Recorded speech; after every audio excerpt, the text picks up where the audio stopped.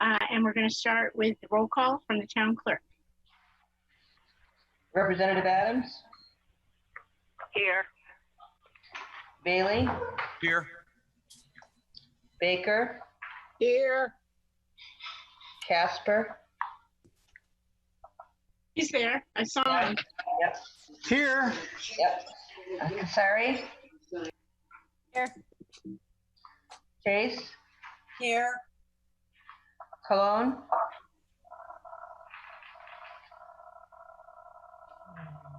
Crockett Hubbard? Dean Shinbrot? Here. Crockett Hubbard is here. Did she say? I didn't hear her, but she But could have stepped it around. Okay. I see her in the matrix. Okay. All right. DeSilla Fleming? Here. Fitzgerald? Flax? Fortner? Here. Foster? Here. Brickman? David Gothier? Here. Lauren Gothier? Here. Gustafson? Hanscom? Here. Jones? Here.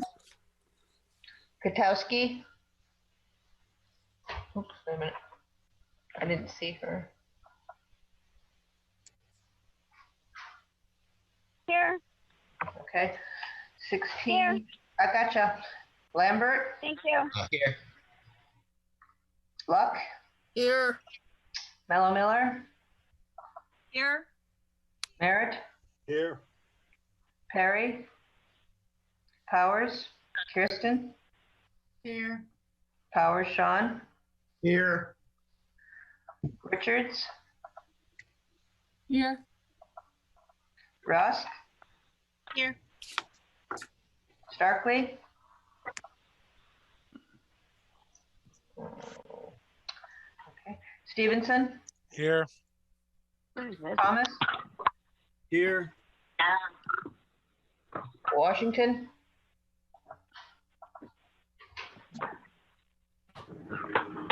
Washington? Here. Here. Gotcha. Wells? Here. Whitehouse? Here. Whitney? Here. Evan? Here. We've got two new ones. Watson? I'm here. Here. 32. Hayline? Here. All right, that's 32. 33. 33. So we do have a quorum. Thank you so much. So I want to welcome our two new members to. Can they see me? I'm going to ask you to all mute yourselves. All right. I'm muting you. We're going to welcome our two new members from District 2 and District 4 to the RTM. And I want to ask for a moment of silence, and then I'm going to ask Representative Watson to lead us in the pledge. So let's have a moment of silence, please.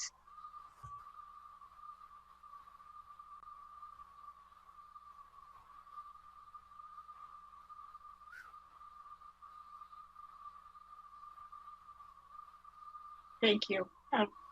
Representative Watson, would you lead us in the pledge, please? Sure. I pledge allegiance to the To the flag flag of the United States of of America. America And to the republic God, indivisible, with for liberty. liberty, justice. Justice for all. So everyone should unmute themselves. Sorry about that. There was some feedback at the beginning. So you guys can all unmute yourselves, I believe. And I would ask you if you have your video on. We usually have these without video just because our body is pretty large.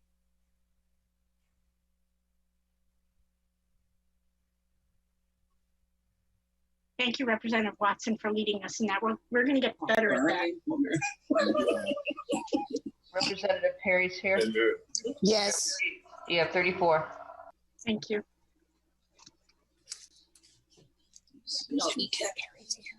All right. That spicy burger. Yes, she said. All right. So thank you guys for coming in on an August evening. We're going to start with the approval of the minutes. Is there a motion? Representative Casper? You can unmute yourself. Yeah, I know. I was going to make a suggestion that if someone is granted the floor, that they could unmute and turn on their video. That might be acceptable. It's certainly fine with me. I think, though, it's certainly if you have one video on at a time, it's not a problem. I probably am going to leave my video off because it will be too confusing for me to go on and off. But, Representative Rusk, I move that we accept the minutes. thank you, Representative Rusk. Is there a second? Second. Thomas. Representative Adams seconded that. Thank you. Is there any discussion on that? Sorry, I'm trying to raise my hand. Rusk? Thank you. I know there's a number of people listed on the top who are not in attendance. Is that how you keep attendance? Town Clerk McCousher, could you respond to that, please? No, the top of the agenda is all of the members that are attending, and under roll call, I will list members that are not in attendance, but I also have a tally sheet that is part of the permanent record. Okay, thank you. You're welcome. I noted that there was a typo on page 2 under F1, the financial report. The word on the second line on should be no. There was no financial report. Thank you. Any other discussion? All right, and you guys are all remembering how to raise your hand, hopefully. So I'm going to be looking in the participant list to see if your hand is raised. If you're on phone and you're unable to raise your hand, then that's fine. Just try to beep in. Representative Thomas, do you have your hand up? Yes, thank you. Yeah, just a small typo. Looks like in the paragraph discussing the committee that we formed, it says a research/fact-find intuitional organization, which I believe should be institutional organization or something like that. So noted. Thank you. Can you repeat that? I wasn't, sorry. Where should it be institution? Oh, intuitional, you're correct, yes. Any other? All right, seeing none, let's have a motion. We have a motion on the floor to accept the minutes of the RTM from our July meeting. All in favor, please say aye. Aye. Aye. Any opposed? Any abstentions? Yeah, I'm going to abstain. This is Harry Watson. Thank you, Harry. Representative Watson. We have one abstention. I will abstain too. This is Sue Hainline. Thank you, Representative Haline. So that is passes, I believe 32 in favor, none opposed, 2 abstentions.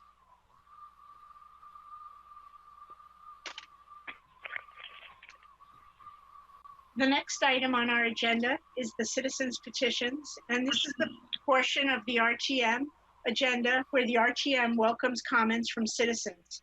Each presentation should be limited to 4 minutes or less, and citizens should, if possible, submit written comments. Presentations should be limited to matters pertinent to Groton. The moderator or members through the moderator or members through the moderator shall ask questions only in order to clarify the speaker's presentation. Responses may be given by the moderator or the town manager. Citizens should state their names and address for the record. I believe Representative Foster mentioned there might be someone who wished to speak. Is that correct, Representative Foster?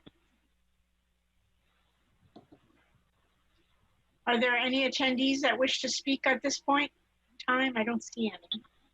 So I guess Representative Kotowski, did you have your hand up? No. Okay. All right. So I guess we have no citizens petitions. The next item on our agenda are communications, and I wanted to just mention a few things. I heard from Representative Flax and Representative Fitzgerald that they would not be able to be here at our meeting this evening. I also received word from Representative Cassieri that she will take on the position of liaison to the town council, and I want to thank her for that offer of her service. And I also received an email, which I believe all of you have received, that there will be diversity, equity, and inclusion trainings in August on Thursdays. The first 3 will be in the afternoon from 1 to 4, and the next 3 are in the morning.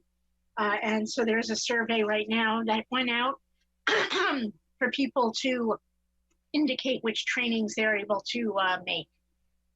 So I hope as many of you as possible are able to partake of that training. So is there any other communications? Representative Mello Miller, did you have one? Yes, I'm sorry. Yes, I received communication from Mr. Fitzgerald in Mystic regarding coastal access and asking about information on providing signs to 9 different pathways that have been missing, and he would like it referred to Parks and Rec for further discussion.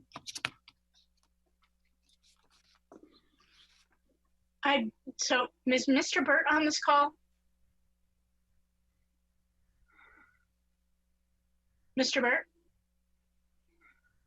Town Clerk McCosker, do you know if Mr. Burt is on the call? This is Bob Zagami. Mr. Burt's not on this call. Oh, okay. He didn't let me know that. Is he not planning to be on RTM meetings anymore? Just for tonight. That's it depends. Okay, because he missed last meeting too. Mr. Zagami, Yeah. I was under the impression that this issue of coastal signage was being addressed by the town council and the town attorney was investigating it. Is that correct? Can you fill us in on some backstory on this? I just have a real quick thing on coastal access, and that's that the Public Works has surveyed the coastal access signage in Mystic, and the town worked with Mystic Art Museum, Steamboat Wharf, and Fort Rachel Marina, and they'll be adding additional signage there, but that's all I have at this point. I can look into that. I'll make a note to get further details on that. Yeah, thank you. You're welcome. So Representative Mello Miller, I'm happy to refer this. I just do not think this is a place where the RTM can play a role. What exactly did this Mr. Fitzgerald have in mind for the RTM to do? Yes, he was just calling attention to the missing signage and how important it was to follow through with putting the signs back. So what we can do, if it's all right with you, Moderator Eben, is follow up with Mr. Zagami and Mr. Burt, and if it doesn't come to a resolution, then we can proceed further. That's fine. Yeah. So, you know, if we can have a update on that at our next RTM meeting from Mr. Burt, that would be great. And then at that point, if there are outstanding issues, perhaps the Parks and Rec can meet and deliberate on what those issues are and if there's a role for the RTM to play. Sounds good. Thank you. Okay, thank you. And I saw Representative Gauthier had her hand up, and I think I may have lowered it by accident. Representative Gauthier, Lauren, did you wish to speak? No, I lowered it. Sorry. Thank you. I sometimes when I'm lowering it, I think people move around and I lower the wrong one. Representative Jones? Yes, thank you, Madam Moderator. I saw the email that came in today on the diversity training, and it was September and October. Oh, was it?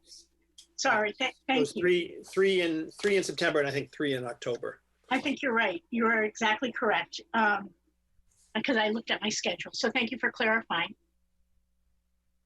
Representative Thomas? Yes, in regards to the diversity, the DEI training, a question for Mr. Zagami. Is there any thought to trying to have evening classes as well for those of us who work during the day? Yes, we're working on that. It's important to have all different times so that as many people can participate as possible. And that's one of the goals, is to get everybody in the community on board. So that's what, I know it's impossible to get everybody, but that's one of our goals, is to really get everybody on board. So do we have an idea like when that may happen, when those may be available? I'll be putting that out shortly. Because we were just getting today, we were getting to find out, what dates were available and how many people were signing up for it. Okay, thank you very much for that. Yeah, I think maybe something between like the 5 to 8 window might be ideal for those of us who have daytime jobs. Okay, I'll make a note of that. Thank you. Thank you. Representative DeCillier Fleming. Yeah, I also just wanted to make a note about the times of them. I feel like when I looked very quickly at the list, a lot of them were Thursdays, and maybe just spreading out different days throughout the week would be helpful, especially if somebody has standing work on a Thursday, even a Thursday evening. So if that's something we could look into, I would appreciate it. Thank you. Representative Gauthier Lauren. Yes, I just wanted to clarify, how many of those dates are we supposed to be signing up for, or is it just one? There's a couple of different dates, because what will happen is they're different trainings. Okay, is there any way to clarify which trainings are happening on which days? I don't have that with me right now, but I can certainly make sure we make that available to you. Thank you. All right, any other questions on the DEI training? Any other communications that members wish to relay? Mr. Zagami, will you give us the report of the town manager at this point? Certainly will. Thank you. And first of all, just on that last subject, it's really great to hear the enthusiasm and seeing that people really want to participate. I got to tell you, this is really good. It's really moving, and that's all I want to say about it. But thank you for that, for your questions, and I will be back on those answers.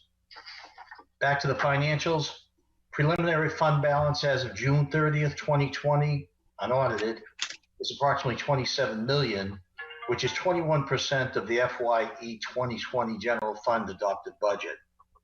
The general contingency budget for FYE 2021 was appropriated $350,000.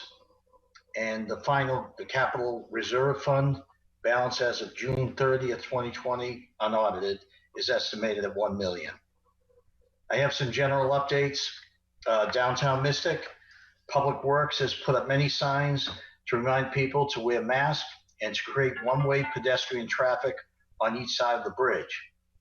Additionally, the Economic Development Commission and Planning Department have ordered masks to distribute to businesses so they can offer them to customers who do not have one.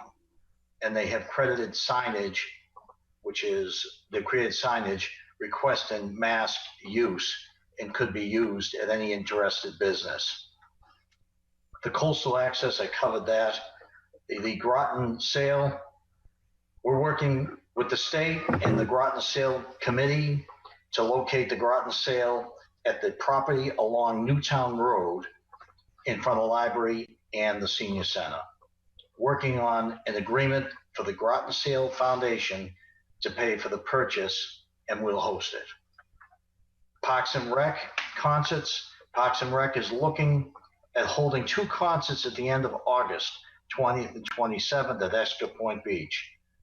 The number allowed to attend would be limited to 300 via pre-purchase tickets. There will be restricted access to the beach with fencing, and there will be additional staff monitoring the grounds for unregistered visitors. They're working with the police to finalize traffic and incident planning. And the last one they have is having spoken with the people working on our website, our update is approximately between 8 and 10 weeks to have a finished product. Thank you. Mr. Zagami, I had a question about the Groton sale. I understood that there was property by the library that was being purchased from the state for over $90,000 for the location of that. Is that town taxpayer money that's being used for that? You know, I don't have those numbers or where they're allocated from, but I'll also make a note for that to get back to you on that, okay? Yeah, and I'd like to just know if that was in the budget, if it is coming from the town taxpayers. I'd like to see know what line item it was on. Okay, I'll look to that. Thank you. Any other questions for Mr. Zagami? Representative Mello Miller? Yes, Mr. Kazami, or I'm so sorry. I don't know why I'm screwing up your last name tonight. I apologize. Mr. Zagami, can you please clarify a little bit? You're talking about a concert at the end of the month with Parks and Rec. When will this be decided by, and is it possible, or are you working with the local public health officials in order to make this as safe as possible? Yeah, we usually work with them constantly. We're always with Ledgely Health District, and we pass everything by them to make sure that we're where we should be. Matter of fact, I myself am on just looking at that all day long with the different requests that come in from residents, employees, et cetera. So we really stay in tight with them. Steve Mansfield, who's the director, is very responsive. So anytime you have any questions, he's a great guy to go to or to talk to us. I'll make sure we funnel the questions to him too. This is a time that there's a lot of questions coming up about quarantine and et cetera. And looking at the maps lately, we're seeing that the rest of the country looks like it's really closing in on Connecticut.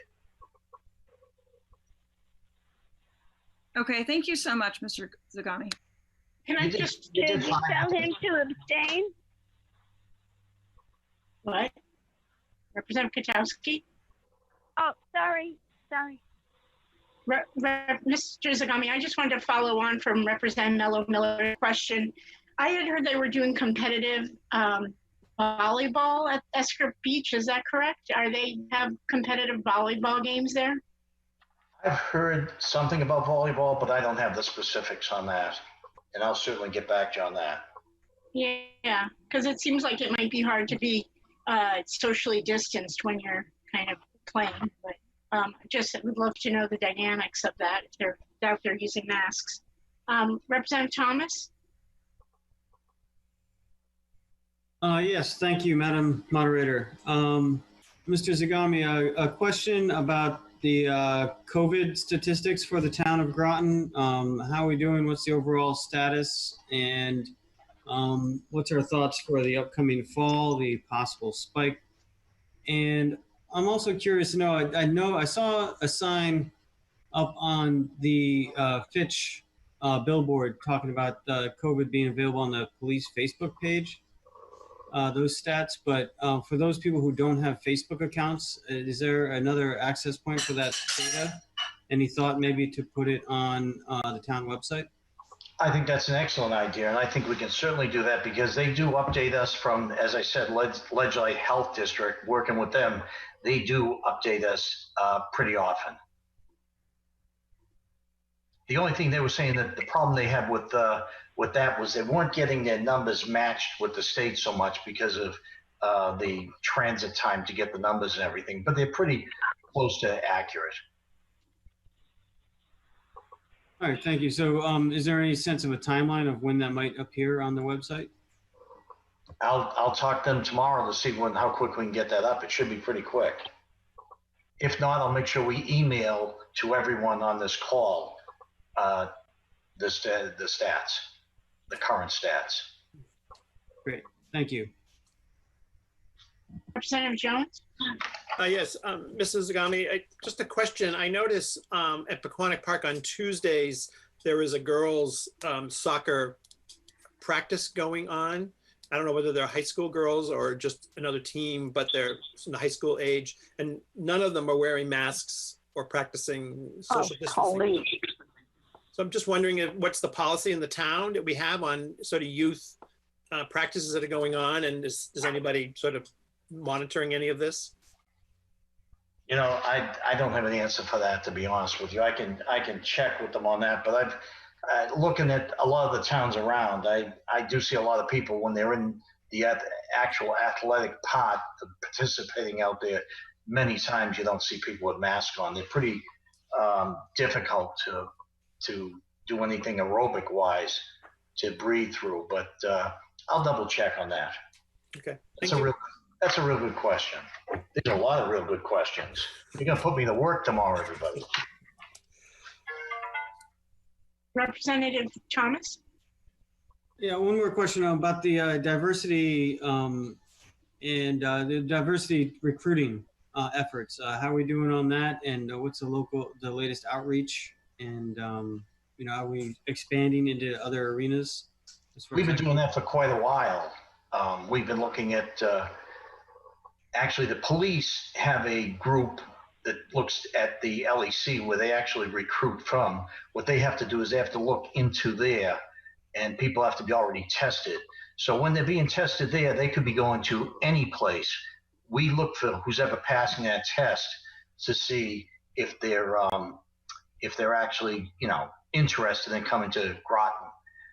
The other piece to that was where we had put into our ads to refer them to make sure that people go to those places, take the test, and make themselves available by the testing. So we're kind of advertising for the test.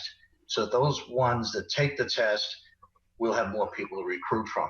Right now, and I can say this not just recently, but as far as the police goes, it's been a tough job trying to recruit from there. There's a lot of competition around, and talking to other communities, they're all having difficulty in that type of recruiting, and that's not just recent events. That's been going on for about 6 or 7 years. Now, for the other jobs, we are going to all the minority newspapers, all the way to New Haven, for inner city, and actually when you go to the day moves out to Monster and a few of the other ones that come out of there. So it doesn't just Indeed and all the rest. But then we go to we're on with the NAACP. We make sure we send postings to them. We send postings to the unemployment. That's important. And we send it to a lot of the minority churches, whether they're Hispanic or African American. So we are really trying to put the net out there to make sure we can recruit this talent. Roger, all that understood. Thank you for that response. A couple of ideas, perhaps. Historically Black colleges and Black student unions in other colleges. That's a possible pool to draw from as well. I would suppose so, and I guess it depends on where the Black colleges are located. I don't know if there's set ones in this particular area, to be honest with you. They're not in Connecticut. Yeah, being a football fan, I would say, when you go Ole Miss, Howard, and some of those southern universities, that's where you have minority colleges and everything, where they're predominantly minority. But basically, we have not gotten out to reach there. What I'd like to see is a lot of our leaders that have connections with the community to team up with the Human Resources Department and introduce us and get us a good relationship going. I've also had a relationship with Job Corps, because Job Corps as a liaison, my former life there, and we've been trying to we're starting to make a little bit of an inroad down there, and that's an organization filled with super workers and et cetera. So there's really no limit to where we should be looking. So when you've got ideas, shoot me an email, because that's we're looking for ideas, and we want to get out there. We need the talent. A lot of our positions that we try to fill, we have real difficulty in filling. They're difficult because there's not a lot of people that go into those particular fields, whether inspectors for the OPDS, et cetera. So there's limits on that, so that the whole area is fighting for some of these people.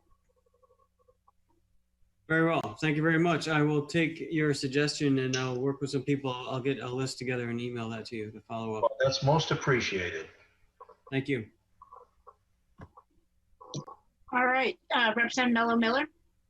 Madam Moderator and Mr. Zagami, just a quick question.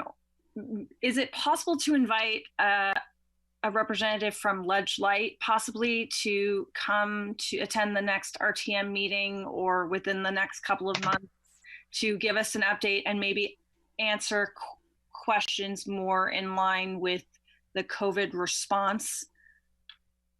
I would say that would be very possible. I know they've been very busy because they've went when this first started, or we started to really work on this. Ledge Light was making appearances and they were coming to our meetings, etc. So they ran into a problem with trying to manpower all the meetings that they were being requested for, and plus the fact that the meetings were limited with Zoom, etc. Who had it, who didn't. But I would say with our relationship with them, I would say that's very possible. I don't know which meeting we would have them for that, but I think that's it's, we know a lot of this stuff, but they're really drilled down and they have a relationship with the CDC that we really don't have. So we have the statistics, which I'll provide for probably tomorrow, but I can tell you that they can certainly drill down. They have epidemiologists that show up when Steve Mansfield isn't available, the director, and all of these people are great resources. We couldn't ask for more. Or maybe even if they are unable to attend, which is understandable, if there was a way that we could all gather some questions together by a deadline, so that if our constituents do have questions, we can send them through and then have them answered at the next meeting, if that's possible. Well, I can tell you, if you have questions, a lot of questions, we get questions all day long. And anybody who has a question and you want to send it to me, I'll make sure that I go to them. So, if you need more than that answer, that you want more of a, what's the whole scenario on something. But if you want answers that you have specific questions, it could be the travel ban or whatever it is, testing and quarantine, any of those things you have questions for, we can probably get those real quick. I wouldn't want to wait to ask, get questions. Okay, we'll talk to you about the next month or something like that. If somebody has it on their mind, let's be responsive. Thank you. Representative Mello Miller, I'm happy to reach out to Ledge Light Health, and I actually did in March, but they were unable to come to our body and speak at that time.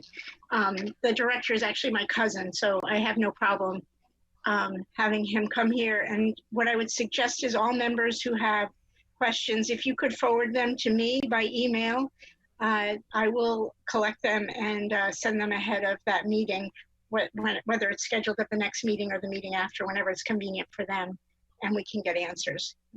Thank you so much, Moderator Evan.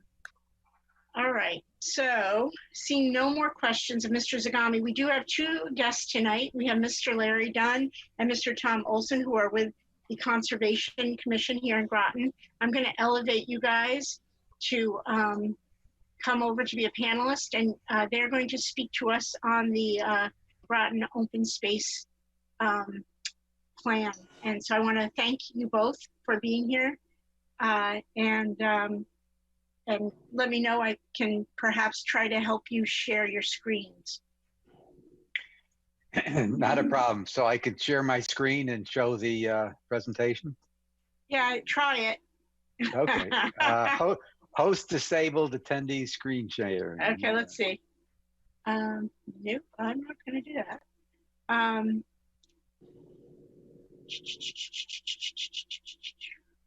I know that we did it last time we had a meeting. Yeah, you have to promote me to share screen. Okay, hang on, I'll promote you. Change role of to attendee. Ask to start video. I think you got it all. I think you got it all now. There we go. Okay. I see the screen, Larry.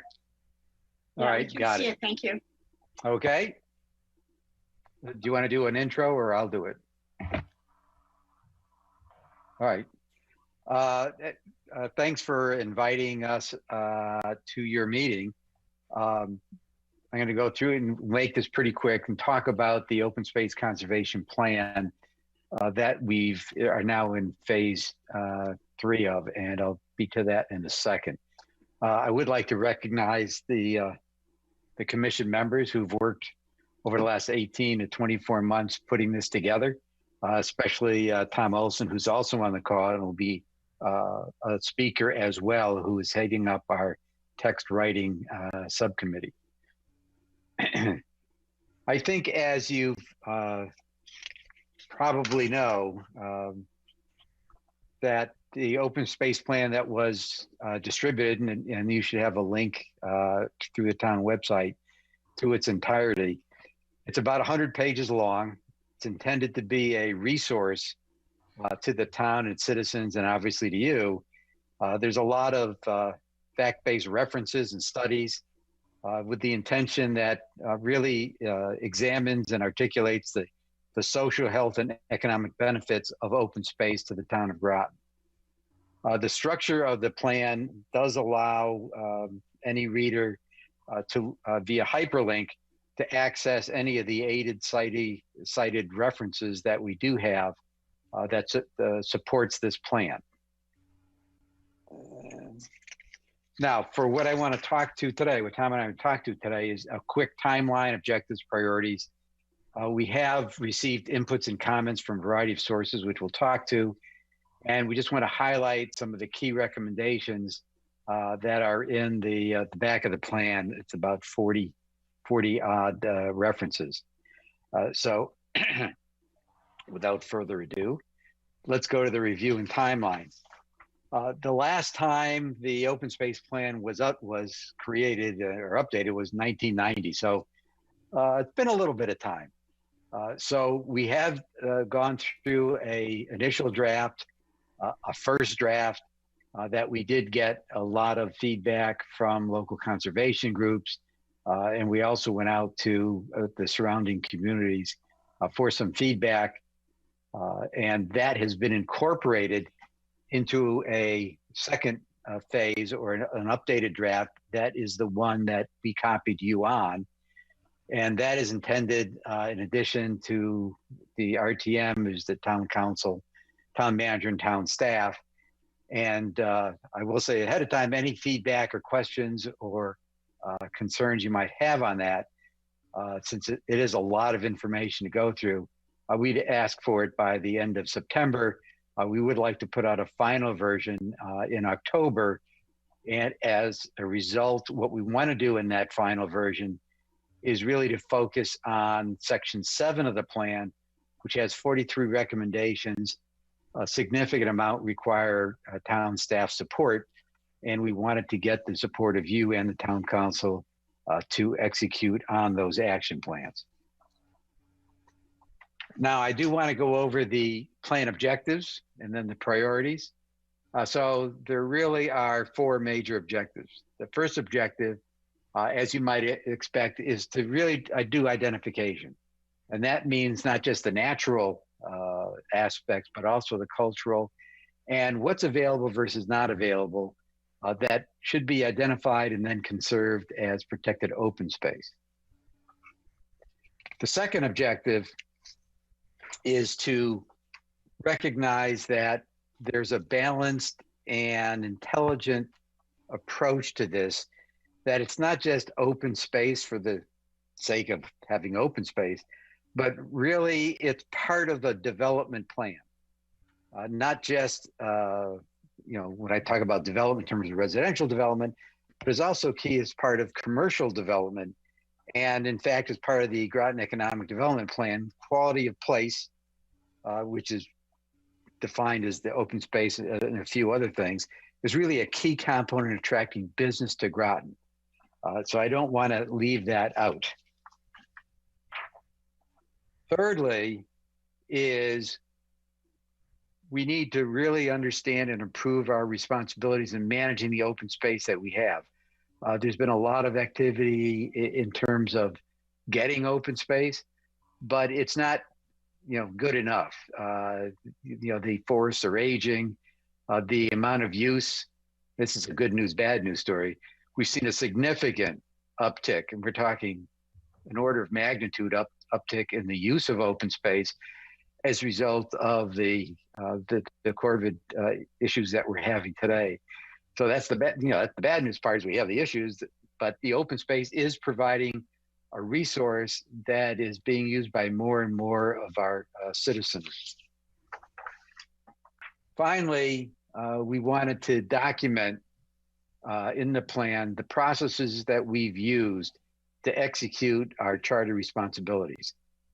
So there's an evaluation of land use, there's indexing of public and privately owned open space, and recommendations for development, expansion, use of open space in the town.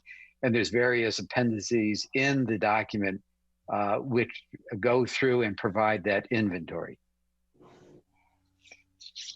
The next area I'd like to go, well, have asked Tom to go over, is get into the priorities and inputs and comments and bring this home. So I'd like to turn it over to Tom and talk about the 7 priorities that are established as part of the plan. Tom? Thank you, Larry. First off, I welcome the opportunity here to speak to the RTM. I identify that this document that we're developing is separate from the Plan of Conservation and Development. That plan, this is really a focus 5 years later on the 10-year cycle of looking at the POCD, and to basically give us as the Commission for Conservation a handbook to make future changes and decisions and recommendations with. So in doing that, we established 7 priorities within our structure here. And the first is to complete and expand the proposed Greenbelts. The POCD identified 3 major corridors on the east, central, and western side of the town. Back in 2019, Parks and Recs requested to the state that these be designated as state greenways. That was never approved, but we felt that we've gone back and taken a look at these and taking a look in the big picture in regard to have better connections, and maybe that's one of the reasons that it was not approved. So we've developed and revised a revision here as demonstrated in this picture here in regard to trying to get connectivity over to New London, who has designated greenways, and also to Ledyard, which has a designated greenway, and hopefully to get better connectivity, as these are pathways both for people to be transiting, but also for animals and other species for flora and fauna to be able to migrate within our community. So our next priority, number 2, Larry? Yep, sorry about that. There we go. Okay, is to establish areas of significance to the coastline.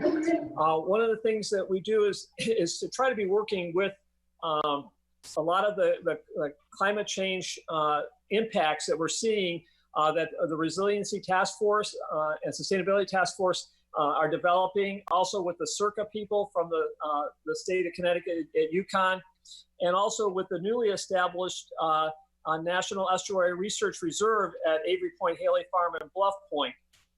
They're in the permitting process with their environmental impact statements, but that is an area that's going to be researched farther, and hopefully this will bring additional knowledge to what's happening, and so that we can use that in making decisions as far as on where to best identify coastal areas that are going to turn into new riparian areas and the like, so that we can best utilize our skim resources to be able to identify the new conservation areas that can best benefit along the coastline.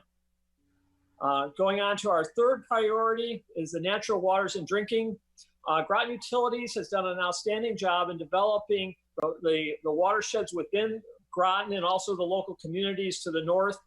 And in their documentation, they've identified areas in the northern sections of Groton where they would like to expand through open space procurements to basically preserve and expand potentially their reservoir system and also the watershed that supports those reservoirs. And so we're going to be working with them, particularly in the Great Brook and Halley watersheds areas, to incorporate their desires into what we're supporting within our overall plan and these priorities. Next is the number 4 is the woodland and carbon sequestration. One of the things that we noted is that Groton is very representative of the entire state of Connecticut relative to the percentage of forested and tree canopy. And with that, which is a major contributor to carbon sequestration at about 61% of our overall total land that we have available is within the canopy, and with a very standard mix to the rest of the state. And with that, we need to be preserving that canopy because right now we're pretty much in balance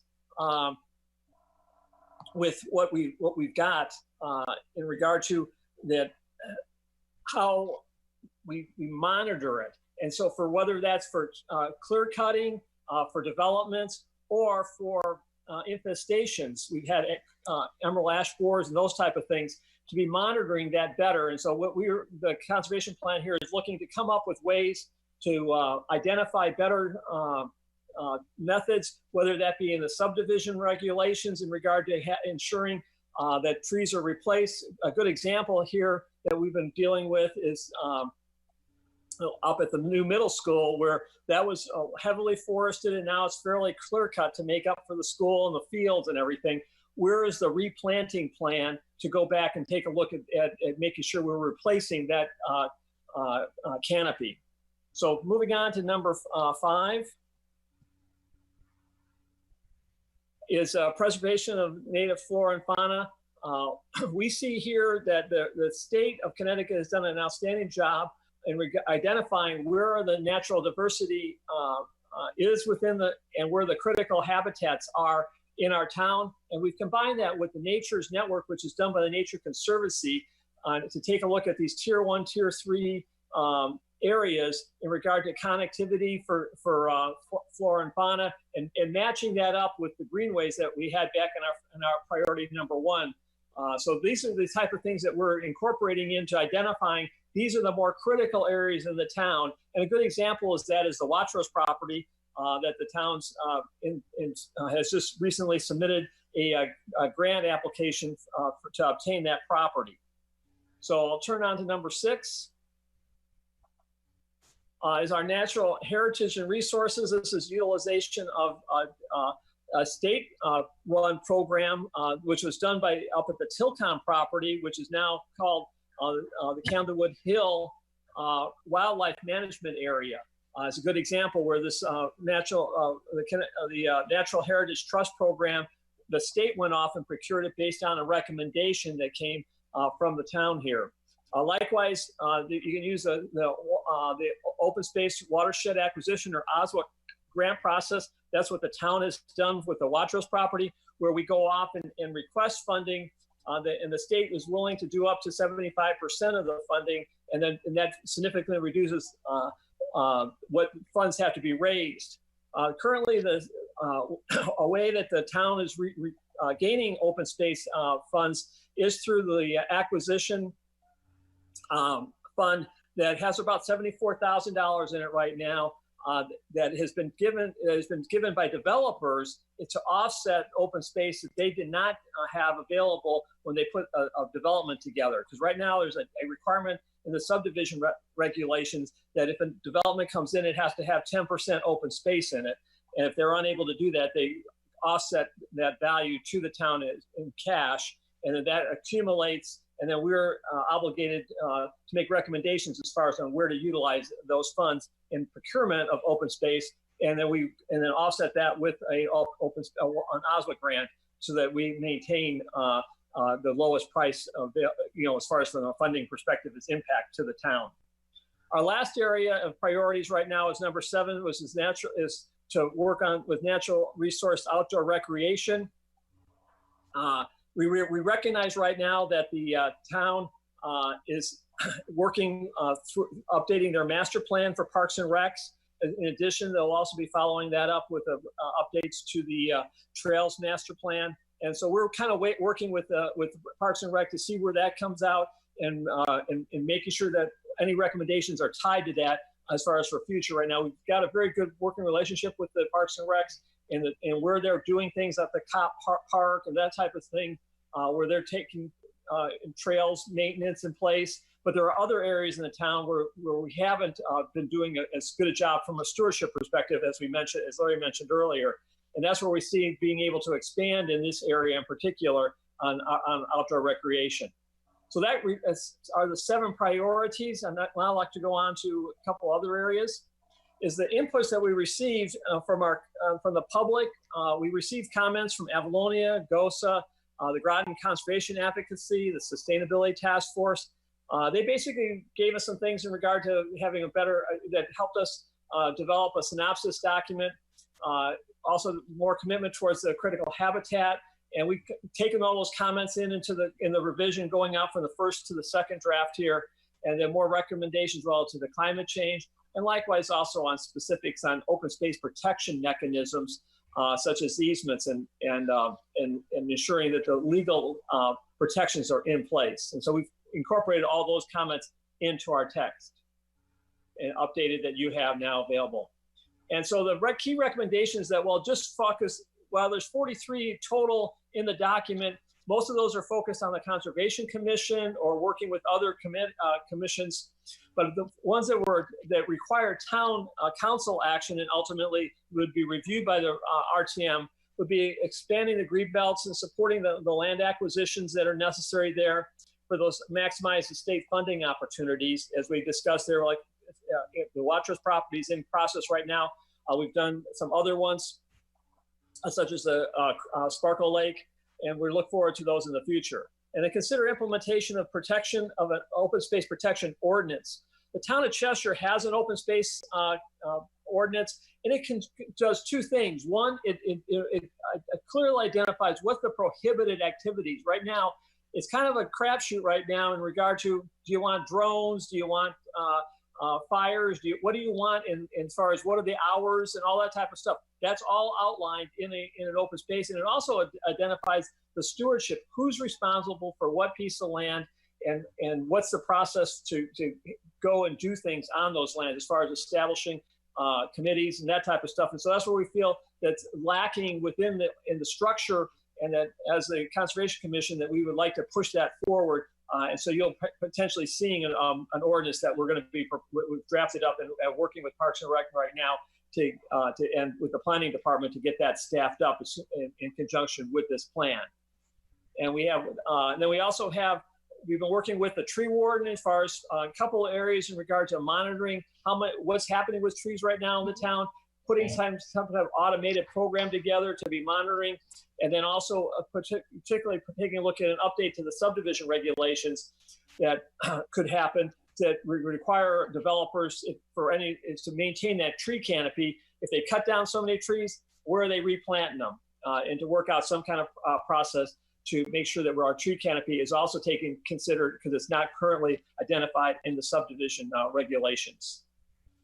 And I think our last item here is what's going to happen as far as the next budget cycle, is that for the past 2 years, there's been a CIP 8 Bravo that's put in place a $25,000 a year budget request. This was outlined originally in the POCD 5 years ago. It's shown up in the budget. It's been zero funded for the last 2 years by plan, with the first year of funding with the actual monies for next year. And we fully would like to see that supported and stay with the plan, and recognizing it's going to be tough, but these are the type of things to go off and get these other key actions in place. And so those are the support that we'll be looking for, particularly from the RTM and as far as for next year's budget. And that concludes the key recommendations and our discussion as far as what's in the plan. And we're subject if there's any questions. Thank you so much for that, Larry and Tom. That was terrific. Are there any questions from RTM members? I see Representative Casper. Representative Casper? Thank you, Madam Moderator. I have one question. In you're trying to maintain the tree canopy, but I would think as part of that plan, you would try to get utilities to go underground. And right now, that's the biggest threat is cutting of trees to prevent loss of power. This is Tom Olson. I understand your comment. I don't know if we've really discussed that as part of the plan relative from a conservation perspective. I think that's really a Groton Utilities and Eversource item that in regard into their public access easements. Our focus has been generally on the town properties as far as on our monitoring the larger sections of the trees in particularly parcels in 5 acres or larger. If you add up all the easements and stuff where we have power lines, I won't argue that it probably adds up to well over 5 acres. And we, as far as from a conservation perspective, we have not taken that into consideration. I have nothing that we've done on that subject, but we can take a look at it if it's applicable to the Conservation Commission, because a lot of this is controlled just as an individual yourself. The trees on your property you kind of control, and so our hands are somewhat tied in how much we control that we can put onto the canopy in regard to once the property's in use. But we can take a look at that in the future. I appreciate the comment. Thank you. Representative Thomas? Yes, thank you, Madam Moderator. Question one, I do just want to second what Representative Casper said, and I know that that's not necessarily within the purview of this presentation, but I definitely I'm in full favor of whatever we can do to try to get lines on the ground. However, in regards to the overall green belt plan and open space preservation, have you all are there specific plots of land that you've targeted in districts 2 and 3 as places that are possible preservation properties, namely like Birch Plain Golf Course, connecting up with Sparkle Lake, the park there, and maybe creating some access points for Branford Manor and the West Side School property? It seems, looking at it from the aerial point of view, it looks like there could be some exciting opportunities to create open space for areas of this side of town on districts 2 and 3. Thank you. Larry? Yeah, well, we have looked at all those properties that would help complete the green belt that you saw early in the presentation. Then we went through an analysis, which is the value of the land, because not all quote open space is of equal value. And without getting into the details, it's all there in the document, but you'll have orders of magnitude of different values of wetlands versus a pasture land, right? So we look at that, and then there's what I would call the subjective part, in addition to the economic values. And part of the subjective part is the connectivity that you mentioned. So we have identified, I think, about 40 or so parcels in a perfect world to complete those green belts. And we're not talking like big chunks here. So there's like one big chunk, but most of them are fairly small parcels to connect it. I don't know offhand on District 2 or 3. We would have to get back to you on that specifically. And if you have some specific recommendations or identification of parcels, if you could get that to us, I can then cross-match that against the listing of parcels that we have already looked at and made a let's call it a position or identification, which ones we think would be appropriate. This is Tom Olson. Just to expand on what Larry said, just for completeness, is that in the POCD, it identified particular areas of potential green space and also agriculture. There was none in the city area per se, and that's one of the things that we as the Conservation Commission are trying to expand on. So there's nothing listed in the plan specifically, but the Conservation Commission is working to develop that list as a separate item from the plan itself, utilizing the plan as a guiding tool. Thank you. Thank you. I appreciate that. I would definitely urge, and I'd be glad to connect up with you on the side and share some ideas. But I definitely believe there's a lack of open space on the District 2 and 3 area on the city side of Groton, the west side of Groton, and there are some undeveloped parcels, or like the old Birch Plain golf course like that. I know was for sale. I'm not sure exactly what the status is of it now, but there's a tremendous need for open space on this side, and I would definitely encourage you guys to look at that and try to incorporate that into the ideas of the overall plan. And also looking up in towards District 4, I believe, north of the bridge, up by the Seeley School, the Old Pleasant Valley School area, and the Mary Morrison School. Those areas are also possible areas where open space could be developed, or opened up, I should say, not developed. All right, thank you.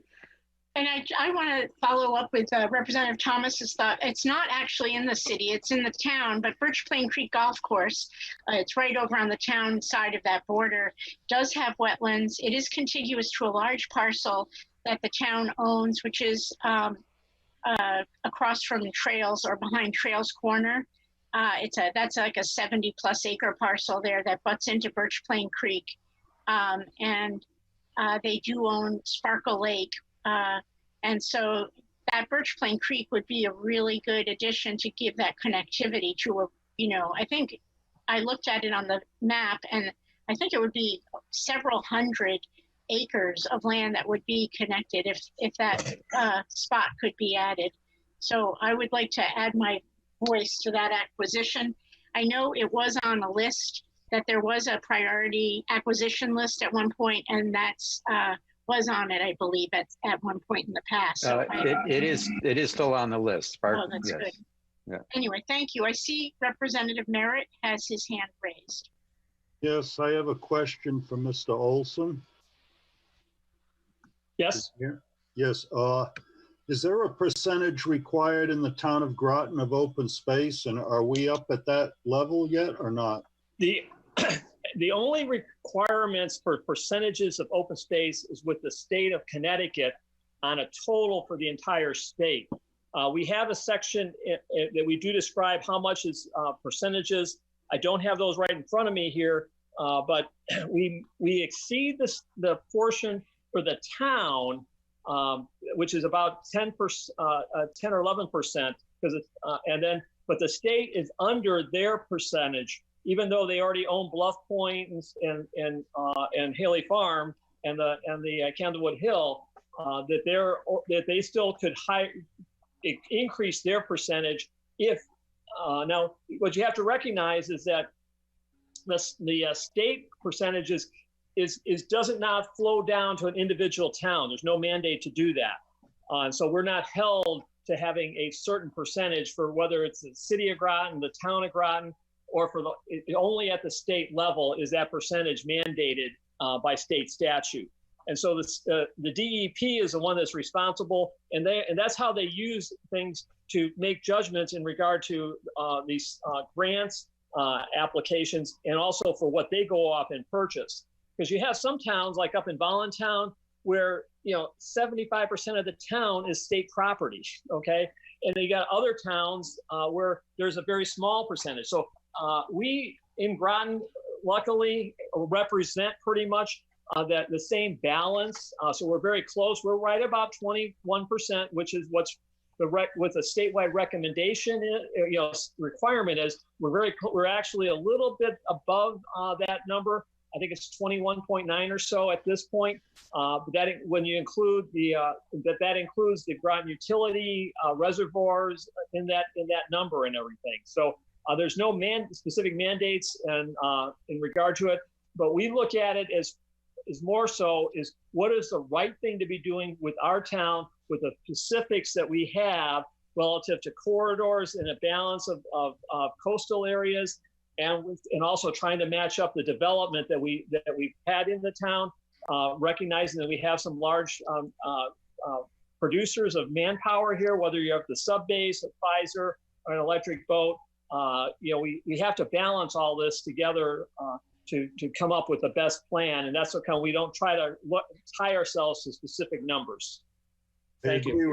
I agree with your plan, and I thank you very much, because we do have to respect the balance of open space and taxable property for the grand list. Yes. And thank you, Madam Moderator. That's it for me. And thank you for your information. Yeah, thank you. Are there any other questions? I did want to follow up from Representative Merritt. I was just curious, does that number of 21.9% open space include golf courses? Technically, no. The golf courses are considered in regard to for recreational purposes. We do break those out in the POCD as recreational, but from the state's perspective, as far as on what they as protected open space, they would typically not be, because they don't have the type of protection in place. Thank you. Any other questions for the Conservation Commission members who have so kindly come here tonight? Representative Fortner. Thank you, Madam Moderator. Thank you so much. This is an excellent presentation. So we're talking about balance, and there's a lot of different things going on in the town, certain developments and other parks and things like that. Is there a balance in town, one side or the other? Like, I'm sure you guys have done a complete audit. You have that lovely map. Is there one area of town that needs more open space? Is it fairly equally dispersed? And also, I think what you said was that the state-owned things is not really factored into this equation, or did I misunderstand that? Thank you. Yeah. Well, I'll speak and I'll turn it back over to Tom again. There is a section in the plan called availability of open space throughout the community. The implication of that, or the purpose of that, is exactly what you said. It's not enough to have it, oh, gee, it's all up in the north, east corner, right? And that's where all your open space is. So it needs to be available to all the demographics in our community. So we've done some work on it. I'll turn it over to Tom. We've got more work to do, but that has been addressed in the document. You want to add to that, Tom? Yes, I can. One of the things is to have open space, to expand on what Larry's saying, and availability to people. It's not where it's located, it's how close it's located. You would like to see, ideally, that people can get to open space in less than a quarter of a mile. Particularly when you focus in regard to the various demographics for minorities, lower incomes, and that type of stuff, so that it's readily available. Generally speaking, we do have open space available to all the demographics within the community, which is a good news story for the town overall. And so that we're more focused, that as a result of that, and that's why we've focused our priorities more so in addressing the continuity of the Greenbelts, rather than as the number one priority, compared to our seventh priority of recreation and availability. So it's kind of reflected in our priorities right now. But generally speaking, as we've done our assessments, there are the areas that we're most concerned about is these larger tracts where we can have the greatest impact on the flora and fauna, and also watershed protections. Thank you both. Thank you so much. Representative Jones. Yes, thank you, Mr. Olson. This is great. It's very interesting information. Is this version of the report the latest one, if we wanted to download the PDF and read it, or is this the final version? Well, this is Go ahead. Go ahead, Larry. It's the latest one that we sent you. There's one more round to go, before our quote final version. So yes, if you downloaded the one that's referenced in the letter to you, that would be the latest and best version. Okay, and that's located on the town website? Yes. Thank you. Thank you very much. Thank you very much. I see Representative Thomas. Quickly, please. Yeah, just real quick. Is this, so are you still accepting some ideas and suggestions, or are you kind of closing the document and getting towards your finalized version? No, we're absolutely accepting more input. This is, the next, I mean, you can do it forever, but this round, looking for your input, et cetera. So we want to do that in the final version. We do this once every 20 or 30 years. So what the heck? So yes, we got one more round to go, and we're trying to get as much in there as possible, even though we may not be able to address all the actions. We want to at least capture the activities, actions that people believe are necessary. Very well. Thank you very much. Thank you. Thank you both for coming here this evening and speaking with us. And I hope members will take that offer up and get some feedback to you on that document that was distributed to us. So thank you. And we're going to carry on with the rest of our meeting. So thank you for coming.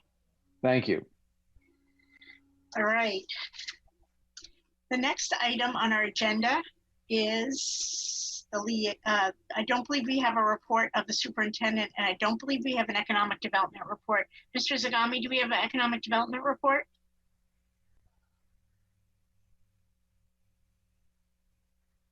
No.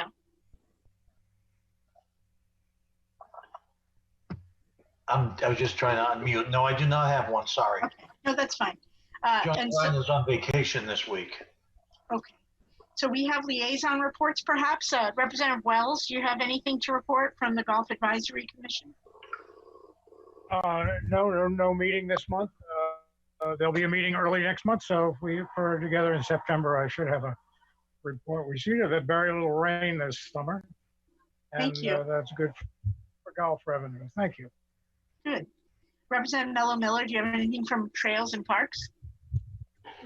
No report. Thank you. Representative Rusk, do you have anything from the Economic Development Commission? I do, thank you. The Economic Development Commission met August 6th. As Mr. Zagami mentioned, they are, the Economic Development Department has been purchasing or has purchased reusable masks.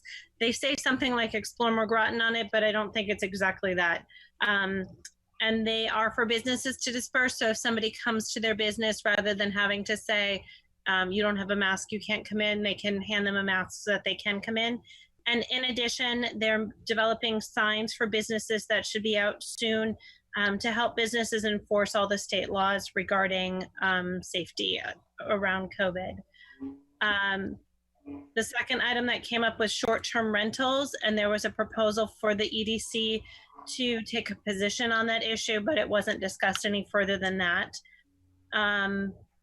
Groton is partnering with a retail analytical firm to directly contact Groton businesses in four phases over the next year to track the retail impact of COVID-19 on businesses and to present recommendations. 373 businesses responded to the first survey, and the second phase of the survey is to be conducted this week. The Mystic Educational Center project is advancing. The project is called Mystic River Bluffs. More information can be found on their website. The town reported that they've received a lot of interest in the school properties and that they're moving forward with that. The 2020 census, for those of you who don't know, will be concluded in September. If you haven't already done so, please complete your census at 2020census.gov. Groton Utilities mentioned that they're co-hosting concerts at Washington Park on Fridays, and more information can be found on the Groton Utilities website. And Downtown Mystic will be hosting a sidewalk sale August 14th through 16th, and more information can be found on mysticmainstreet.org. And that's it. Thank you. Representative Chase, do you have anything from the RTM Board of Ed, Town Council, City of Groton Liaison Committee? Yes, I do, Madam Moderator. Thank you. This body met on August 5th, and the meeting convened at 5:33. The Board of Education will vote on 8/10, which was this past Monday, regarding how schools will reopen this fall. The reopening plans are on grotonschools.org. If you haven't been on that site, it's fantastic. It gives you everything you need to know about everything.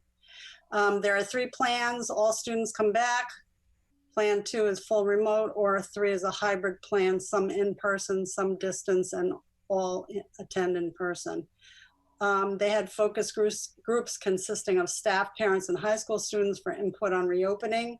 Facilities are cleaning plan developed, continuous cleaning of high touch zones, including lavatories. For transportation, they're sanitizing between runs and disinfecting nightly. All students will wear masks, and they will load from rear forward. In other words, when they get on the bus, everyone will move to the back until it gets full. It goes forward, and they will unload from front to rear so that nobody has to pass anybody else.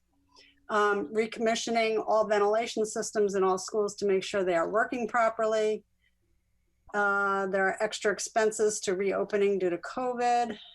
CARES Act money received was $686,882, of which $20,000 will go to Sacred Heart. Additional expenses add up to $2,487,781, less the $666,882, leaves a deficit of $1.8 million for the worst case scenario.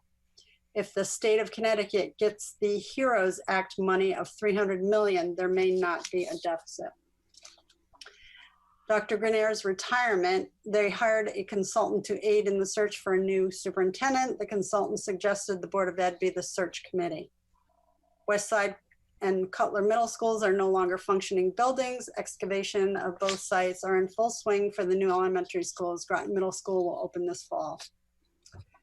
Town Council report. Town Council meeting of 8/4 was postponed due to the storm until 8/11, in which both Town Council and COW meetings will be held. Upcoming topics are acceptance of open space in the Mystic Hollow subdivision, affordable housing plan grant. Discussion on infrastructure, bridges in need of replacement and how to fund them, CIP or bond, and helping businesses with PPEs and masks for customers that come in without masks. There was no report from the City Council. There was no new business, and they adjourned at 6:29 p.m. Thank you, Representative Chase. You're welcome. There's some questions I see. Representative Mello-Miller? Yes, thank you. Representative Chase, I'm sorry, can you repeat the number of the amount that we are in the deficit, and then if the CARES Act goes through, or just repeat that section, please? Sure. Extra expenses to reopening due to COVID. CARES Act money received, they received $686,882, of which $20,000 goes to Sacred Heart for their extra expenses. Additional expenses add up to $2,487,781, less the $666,882, would leave a deficit of $1,820,899, and that's a worst case scenario. But there is a HEROES Act. I read something somewhere about it, but they said if the state gets that HEROES Act money, the state will get $300 million, and then they may not have that deficit. But that 2.4 million is a worst case scenario, Dr. Grenier said. All right, thanks. It'll be interesting to see what happens and when this CARES Act comes through. Thank you. Representative, well, I thought I saw another hand. Representative Merritt, did you have your hand up? Yes, I was just curious about the 20,000 for Sacred Heart. This is over in the city of Groton, correct? That is correct. Okay, that's just for their operating expenses? That's for their extra expenses due to COVID. Okay, thank you. You're very welcome. And these, I might add that these are not approved minutes because we just had our meeting last week. Thank you, Representative Chase. You're welcome. We have Representative Cassieri is going to take on the town council, but I don't know if you have anything to report. Representative Cassieri? I do, Madam Moderator. I have a report from last night. Thank you. The town council met virtually for a special meeting on August 11th at 6:30 p.m. The council passed item 2020-335, Noank School property. The resolution included a concept master plan that maintains the former Noank School property as a park and garden. Specific details of the concept master plan can be found on the town website in the August 11th town council agenda. The council also passed item 2020-492, acceptance of open space, Mystic Hollow re-subdivision. The resolution accepted 2.4 acres of land for open space and recreational purposes from the Mystic Hollow re-subdivision. When new subdivisions are built, the town has a policy of asking the developers to set aside land for recreational use and donate it back to the town. This is the result of the policy. Finally, the council passed item 2020-189, Affordable Housing Plan Grant. The resolution accepted $15,000 from the Department of Housing to use on affordable housing. The next regular council meeting is scheduled for September 1st at 6:30 p.m. Thank you. That was terrific. So I want to thank you, all the liaisons, for their extra service to this body. Thank you. The next item on our agenda is the new special committee that has had a few meetings, I believe, at this point. The Civilian Oversight Research Committee. Chairman Thomas, do you have anything to report? Thank you, Madam Moderator. Yes, I do. Yeah, we have, the committee has met twice so far. Although we were scheduled to meet, we were supposed to meet 3 times. Unfortunately, some sort of clerical error threw off the meeting that was supposed to happen tonight at 6:30. So we are postponed till tomorrow night. However, we meet on a weekly basis at on Wednesdays at 6:30. I have some minutes that I've submitted to the town clerk. And I would like to have those minutes. They're a little lengthy, so I don't want to get lost in the weeds reading through all those. But if I could have them attached to this meeting so they could be available for people to review, that'd be great. I think they were. They were, okay. Well, the ones from 7/29 are. All right. Oh, yeah. So if we could have the ones from August 5th attached as well, that'd be greatly appreciated. So long story short, the mission of this committee is research and recommendations. The goal is to create a report in basically 4 parts. The first part being what civilian oversight body would be available to us under current state law and current town charter. And then the second part would be what our committee believes would best suit the town. And then the third part would be what differences and deficiencies may exist between what is available to us under current law and charter and versus what we think is necessary. And then the fourth part would be what steps would have to happen in order for us to get to that ideal state. So the first meeting on July 29th was just sort of an exploratory opening conversation where we just kind of sounded out what we're looking for, what brought us into the committee, and what we're looking to get out of it. Now, the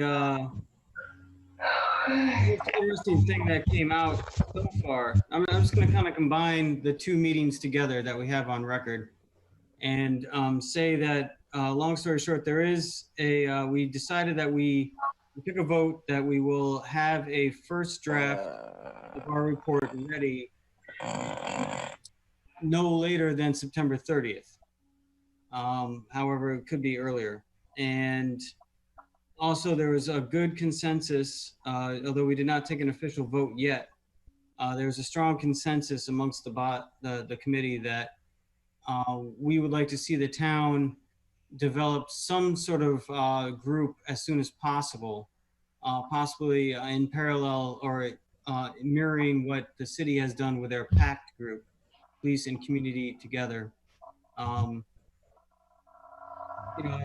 have that group built in such a way that would allow for it to become the Civilian Review Board, whatever that may be or what that may look like. Also, significant development is that we are working, the chairman of the Public Safety Committee on the Town Council, Councilor Baumgartner, and I have been in conversation, and we will soon be scheduling a joint session between the civilian oversight, between the court committee, the civilian oversight research committee, and the public safety committee to work together to compare notes and interview some key speakers on the subject. So that is kind of in a nutshell what we're up to. Like I said, I don't want to get lost too much in the details because if I read through the minutes, we could be here for a very long time. That's fine. There's nothing, no action items, so I think that is okay. Is that correct, Town Clerk? Makausha, we don't need to hear those minutes and vote on them, do we? No, that's okay as long as I get them to you the August 5th, and everybody will have everything. Thank you. All right. Is that it, Representative Thomas? Yeah, I'm available for any. Are questions part of this process? Sure. If anyone has questions of the chair of that committee, Representative Foster. Thank you, Madam Moderator.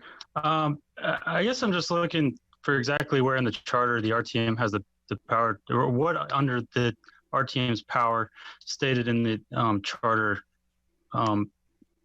Any of these things can be done. I mean, it's pretty explicit. The RTM shall exercise exclusively those powers specifically assigned to the RTM. So I'm just looking for some clarification. Thank you. Well, this is a committee that's researching an issue, so there's no action that's going to be coming out of that except a report. And this is a special committee that is a temporary committee to just serve to write that report. We've had other committees, another special committee that was looking into community outreach after the charter revision process failed. So this is something that's in the RTM rules, and it's available to create new committees. This is a fact-finding committee, no, not meant to legislate. Does that answer your question, Representative Chase? Foster, excuse me.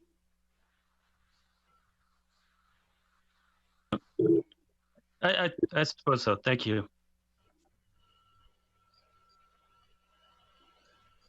Thank you, Madam Moderator. Thank you. The next item on our agenda is from Chairman Rusk of Public Safety. They did have a referral from our last public citizens petition of last month about a fatality that occurred on Eastern Point Road in front of Electric Boat. Chairman Rusk, would you like to tell us about your meeting? Or would you like me to read the minutes, or would you just like me to give a synopsis? I don't know how long they are. I'm not sure they were included. I didn't see them. So if you want to, I saw there was, the PowerPoint was included. Okay. We met on July 30th. All of the representatives were available with the exception of Representative Perry, who was absent. We met on business item 2020-515, referral to the RTM concerning speed bumps on Thames Street and Eastern Point Road. Representative Rusk reminded the committee that on July 7th, 2020, Gerald O'Donovan gave a presentation to the RTM regarding an accident that occurred on Eastern Point Road regarding the death of an electric boat employee who was a pedestrian. Mr. O'Donovan proposed putting speed bumps on Eastern Point Road and Thames Street. Moderator Evans referred the matter to committee and suggested that the committee suggest the RTM write a letter to the City of Groton recommending speed bumps be placed on this road. The road in question is in the City of Groton. Representative Rusk opened the floor for discussion. Representative Jones questioned the purpose of the letter if the town would need to pay for the proposed changes. Representative Rusk explained that the town of Groton is responsible to pay for improvements of all roads within the town. If the City of Groton chose to move forward with this proposal, the city would request funding from the town. town clerk clarified questions regarding the role and responsibilities of the RTM and stated that the letter of support would be sent to the town council rather than the city council. The town council would send a letter to the city council or work in collaboration, with the city council. Representative Adams recommended referring the matter to town council. Representative Kasiri stated that based on the presentation given by Mr. O'Donovan with his emotional plea, she recommended writing a letter to the town council. Representative Jones questioned if Mr. O'Donovan presented to the town council, why did he present to the RTM rather than the town council? Representative Jones also questioned if the city had a planner with a view on if the city had an opinion on this matter as it is in the city's jurisdiction. Representative Adams stated that it was a suggestion to Mr. O'Donovan to make a presentation to the town council. Representative Rusk stated that she recommended he present to the city council. Town clerk, I cannot pronounce your last name, Betsy, I'm sorry. Malkauser stated that Mr. O'Donovan present to the RTM due to personal relationships with a member of the RTM. Sorry, I'm on page 2. Representative Richards stated that Representative Lambert was discussing the matter with Mr. O'Donovan, which prompted him to present to the RTM. She reported that it was suggested he meet with both the town and city. Representative Richards reported that this is an issue that certainly affects town residents and recommended the RTM write a letter of support. Representative Jones questioned if the RTM had received any feedback from the city. Representative Rusk reported that she spoke with City of Groton Mayor Keith Hedrick. The city and EB have been working together on how to make this area safer. Representative Rusk stated that the committee appears to be interested in writing a letter to the town council, asking them to look at this section of road to consider what could be done, whether it be speed bumps or other solutions. Representative Richards questioned if the letter should be sent to the city council. Representative Adams recommended the letter to town council and city council. Representative Richards and Jones agreed. Representative Adams stated that she wanted more than speed limit signs. The committee recommended writing a letter encouraging improvements such as lights, speed bumps, temporary speed signs, stop signs, speed limit signs, traffic islands, closing sections for traffic, one-way speed trailers, solar powered speed enforcement signs, speed humps, and road bridges. Representative Adams made a motion to adjourn. Representative Kasiri seconded the motion and the meeting was adjourned at 6:23 p.m. So I did a very short letter that just said, Dear City of Groton and Town of Groton Mayor and Council, on June 7th, 2020, Mr. Gerald O'Donovan gave a presentation to the RTM regarding an accident that occurred on Eastern Point Road in front of General Dynamics electric boat, resulting in the death of an electric boat employee.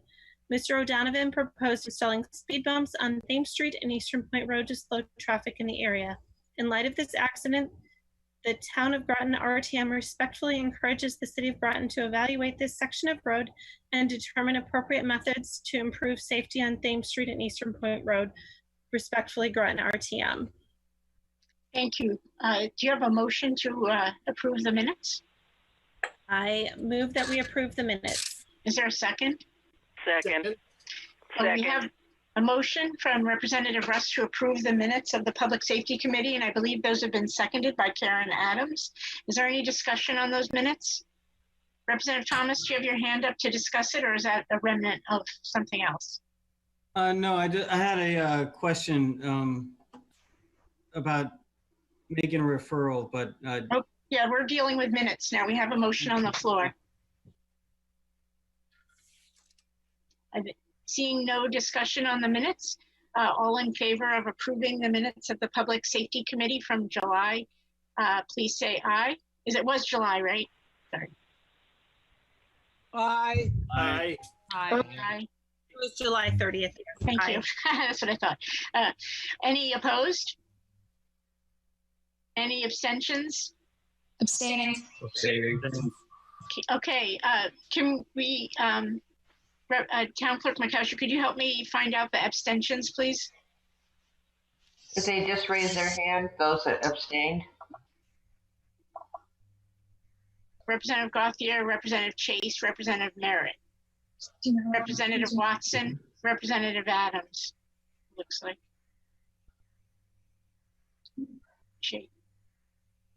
I think in addition to the ones that are listed there, Representative Watson as well. Okay. Oh, okay. Dean Shinbrot.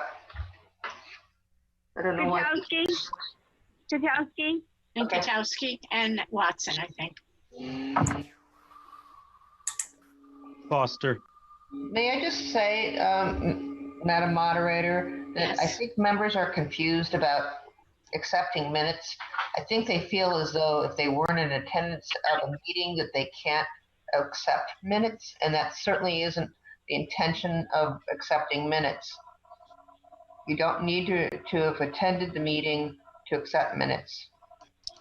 So if I could just speak up on behalf of myself, as much as I feel for this individual and the loss of his friend, I do believe that we're stepping outside of the purview of the mandate of the RTM, and that's why I am abstaining from these minutes.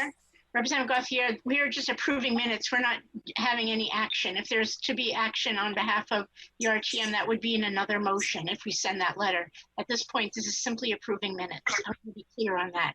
There's no action embedded in these minutes. It's just approving minutes of a meeting that occurred. And I would echo what the town clerk said. So we have, do you have the abstentions? Town Clerk McCosher? I do. Thank you. That motion passes. Is it 27 in favor? If you can clarify my math. Eight opposed. No, those were abstentions, I believe. Excuse me, abstentions, excuse me, 8 abstentions. You're right. So it must have been 25 then if it was, so 25 in favor. We were at 34. 26 in favor and 0 opposed, 8 abstentions. Excuse me, Madam Moderator. Representative Gauthier? Yeah, just a question for clarification. If no action was taken in this meeting and we're approving minutes, why did we not approve minutes for the special committee meeting where there was also no action taken? Well, we are going to get to the next. After we approve minutes, just to remind us of our procedure, then I'm going to ask if there is a motion on the floor of the RTM to push forward this letter and have it sent on behalf of the RTM. So that would be the next stage. So we'll do this in stages. The first is to approve the minutes. The second is to act on the recommendation of that committee. The other committee had we can approve them at the next meeting. People hadn't received them. And so we can certainly approve those, but there's no recommendation within it. It was a meeting of just fact finding, as I understand it. Thank you. Please lower your hands, please, at this point. So I'm going to ask, we have those minutes have been approved. The Public Safety Committee has recommended that we send a letter that was read by Chairman Rusk of that committee. Is there a motion to have that letter sent on behalf of the RTM? So Representative Kasari, I make a motion to send a letter on behalf of the RTM. Thank you. Is there a second? Second the motion. Thank you. We have a motion to send a letter as read by Chairman Rusk and seconded by Representative Jones. The motion was made by Representative Kassieri, if I didn't say that. Sorry. And so we have a motion on the floor to have this letter sent on behalf of the RTM. I see several hands up. Representative Dean Shinbrot, do you have your hand up to speak on this matter? If not, I will lower your hand. You're muted if you are trying to speak. I will lower your hand. Representative Thomas, did you wish to speak on this motion that's on the floor? Yes, thank you, Madam Moderator. As far as this motion goes, it's just to send a letter to the town council. I would like to maybe amend the motion and say that we send it directly to the Public Safety Committee and make it a referral. I believe that the motion that Representative Chairman Rusk made was to send it to the City Council and the Town Council. Representative Rusk, could you clarify that? Yes, that is true. City and Town Council, not the Public Safety Committee. The Town Public Safety Committee has no jurisdiction really in this regard. It's really a city highway matter. Okay, thank you for clarifying. Representative Merritt, did you wish to speak on this issue? Yes, I do. Thank you. I question some issues with that. The speed bumps that are removable, when, where, how is that going to be accomplished? At what expense, and who's going to incur that expense? And are we in an area that we belong? I seriously question that. Did anybody read the police report of that incident, and how many incidences like that have there been? I think those are important questions to the Public Safety Committee. Thank you. Representative Foster?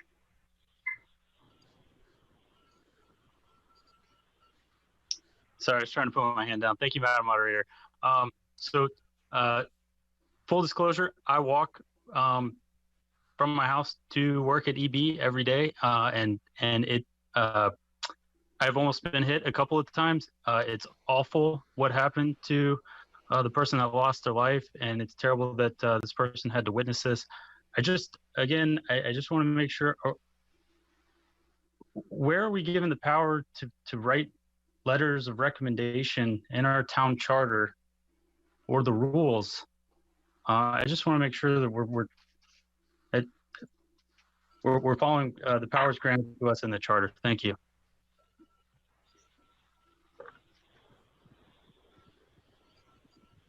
I don't think, Representative Foster, that there's anything in the rules or the charter that would prohibit us from writing a letter of support or pointing out issues to another body in the town of Groton. Town Clerk McCousher, could you verify if this is something that we are able to do? It's been past practice to have dialogues exactly what is proposed here, which is a letter of recommendation.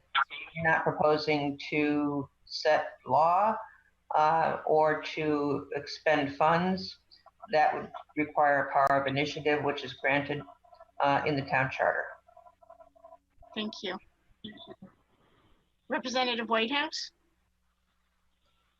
Yeah, I was just gonna echo. Thank you, Madam Moderator. Just gonna echo that same concept that any organization can write a letter and express an opinion. And since we're a representative body, both in name but also we represent all the different parts of town, and we have a substantial number of people.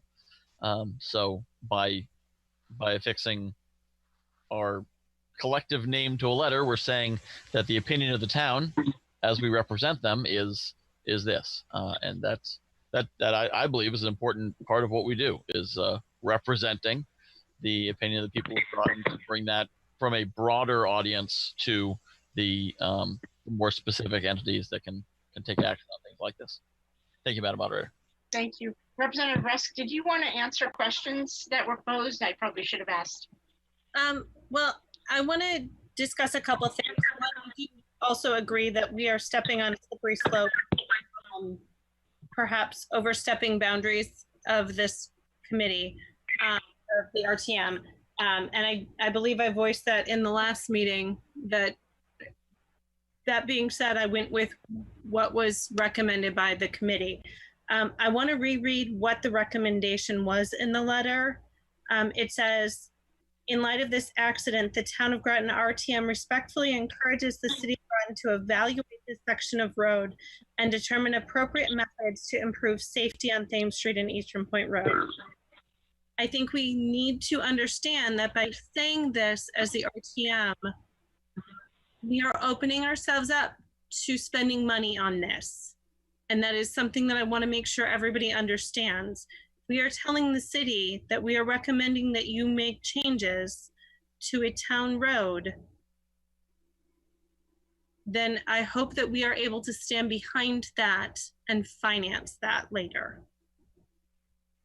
That's my take on this. And I'm not saying that this is an inappropriate letter. I'm just saying we need to, one, make sure that this is appropriate for us to do, but two, make sure we're standing behind it financially. Thank you. Thank you, Representative Rusk. Is there any other comments or debate on this motion that we have on the floor? Representative Cassieri? Thank you, Madam Moderator. I think in the meeting, the town clerk, and I don't want to put words in her mouth, did talk about the fact that as an RTM, we do have the power of initiative.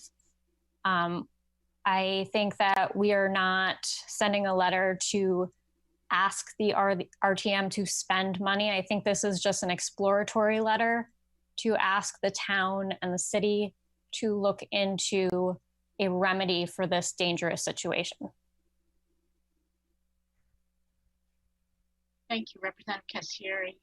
I personally would tend to agree exactly with that sentiment. I think that these meetings that we have, the citizens are allowed to petition our body to make their concerns known, and that's what happened at our last meeting. We are not necessarily empowered to do anything about that concern, but one thing we can do is pass on that concern to other bodies, and that's what this letter does. So I think, the speaker last meeting did lay out the costs of this. I think that at this point we can wait to see, what the city does and what costs would be involved. But, the cost of individual speed bumps did not seem that high to me, given that there's been more than one fatality at this area, is my understanding. So that would be my opinion on this. And I don't see any other hands raised. So I am going to call the vote. We have a motion to approve the letter read by Chairman Rusk of Public Safety, made by Representative Cassieri and seconded by Representative Thomas. All in favor of sending that letter to the Town Council and the City Council, please say aye. Aye. Aye. Aye. Aye. Any opposed? No. Can you raise your hand if you're opposed? Your little hand?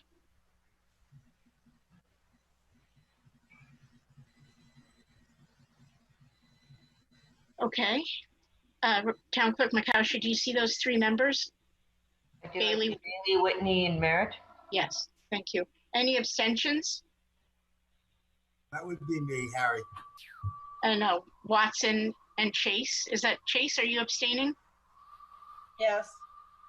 Chase, Gauthier, and Watson abstain. 2 Gauthiers and Adams.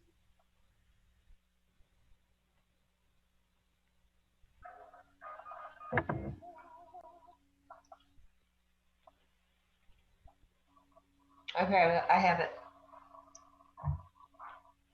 Dean Shimbrat raised her hand also. Yes.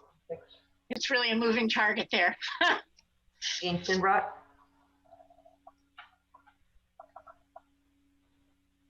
So Town Clerk, Makowski, could you just give us the... I abstain.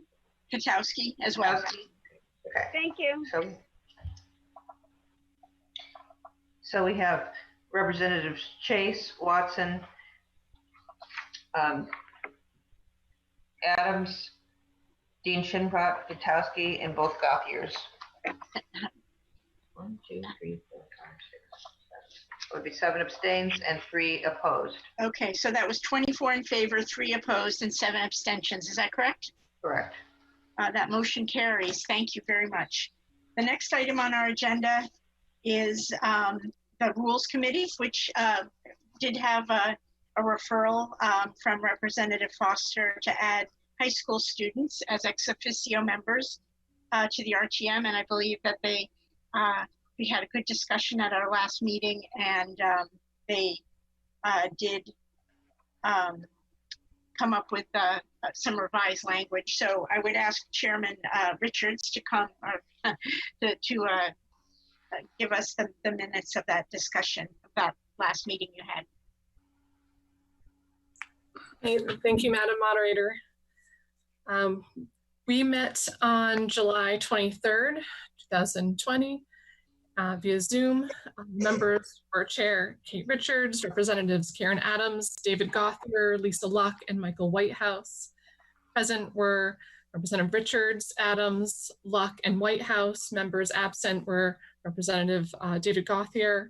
Also in attendance, Moderator Sima Eben and Representative Chase Foster. The meeting was called to order at 7:25 p.m. The start was delayed until someone who was a designated host of the virtual meeting started it and committee members were able to join. I hope no one was kept out because of the delay. Representative Richards began the meeting by explaining that it is held to go back to the Rules and Procedures Committee's proposed rule for student liaisons and reconsider the selection of student liaisons in a way that is open and fair to all high school level students who live in Groton, but may attend different schools or be homeschooled. She shared the rule as proposed to the full RTM meeting on 7/8/2020. Please excuse me, I'm gonna help not read that whole rule that was proposed on the last meeting, sorry, in 7/8, because we went over that. There were then 2 suggestions offered by Representative Richards to help ensure all Groton students may be considered as liaisons as starting points for the revision. In suggestion 1, the student liaisons were chosen by an RTM committee. There are possibly fewer liaisons. It does not list schools and does include homeschoolers. This is the wording of the first proposed rule. There may be as many as 4 student liaisons to the RTM whose purpose shall be to share the perspectives of younger town residents. These liaisons shall reside in the town of Groton and shall serve a term from September 1st to August 31st of the following year. Preferably, each individual liaison must serve for 2 terms. The RTM, a question with which committee, which will be responsible for communications and the selection of student liaisons. The committee will notify local high schools and publicize to Groton Town Communications about this opportunity at least 3 months in advance of the next term. Interested high school students will submit requested materials to the RTM committee chair for review. This method may also be used to fill vacancies. Students who are liaisons to the Board of Education are not eligible. Student liaisons shall have the privilege of being recognized to speak during meetings in the same manner as RTM members, although they may not vote or make motions. And that's the end of the first suggested wording. In suggestion 2, student liaisons are chosen by student bodies with principal guidance, plus it includes 1 homeschooler who is selected differently, allows up to 1 student per school, which may require a way to know where all Groton students go to school, and a total number of liaisons to consider is not clear if 1 from each school is desired. A full wording of what suggestion 2 might not look like was not given. Representative Richards explained that the second suggestion proposal was incomplete because it was more difficult to formulate how this idea might work. It would be a challenge to communicate this opportunity with all schools that might include a Groton student. It also doesn't make sense to have a school's student body choose which Groton students will represent them to the Groton RTM if that student body consists of students from many different towns. The number of liaisons was unclear if 1 is allowed per school, since the number of schools is not set or easy to determine.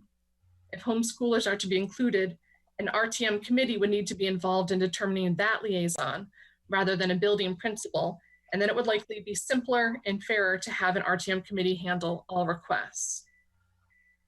All committee members favored the first suggestion presented. In a discussion, the committee debated the possible number of student liaisons.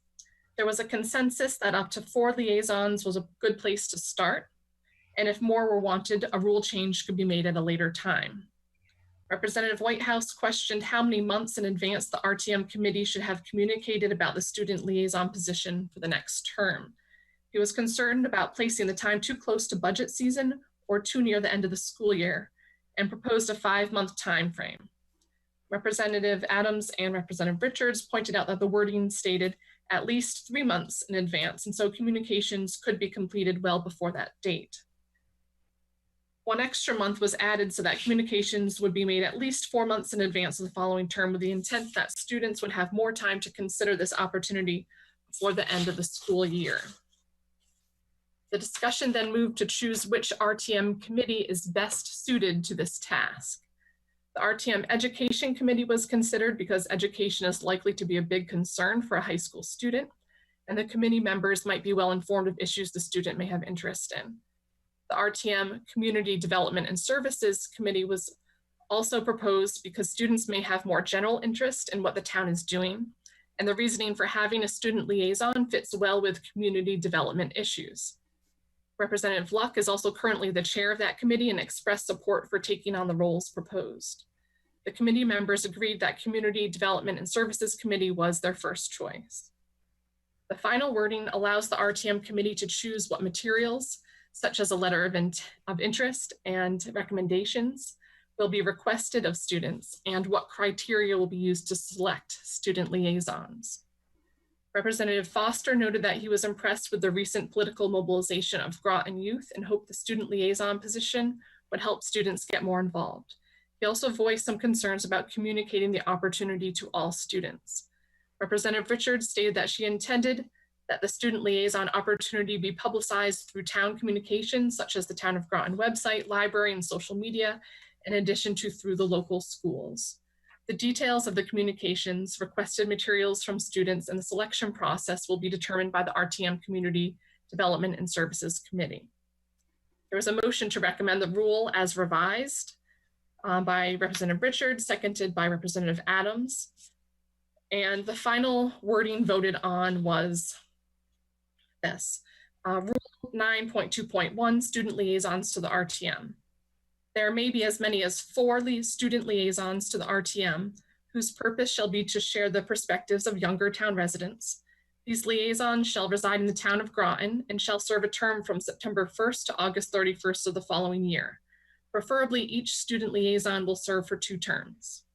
The RTM Community Development and Services Committee will be responsible for communications and the selection of student liaisons. The Community Development and Services Committee will notify, I'm sorry, I just lost my place there. Notify local high schools and publicize in Groton Town communications about this opportunity for at least 4 months in advance of the next term. Interested high school students will submit requested materials to the RTM committee chair for review. This method may also be used to fill vacancies. Students who are liaisons to the Board of Education are not eligible. Student liaisons shall have the privilege of being recognized to speak during meetings in the same manner as RTM members, although they may not vote or make motions. The vote by the committee was unanimous in favor of the revision, 4-0 to 0. The committee noted that it is past the date to initiate the student liaison selection process for the 2020-2021 school year, and agreed it would be started as soon as possible and filled as if there were vacancies.